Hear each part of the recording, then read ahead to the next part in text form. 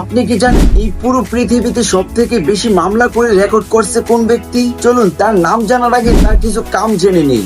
সে প্রথম যে মামলাটা করে সেই মামলাটা করেছিল তার বাবা মায়ের নামে। সে মামলা করার কারণে সে ওইখান থেকে ইনকাম করে $20,000। তারপর থেকে তার সাথে যার গঞ্জাম হয় না কেন সে তার নামে মামলা করে বসে।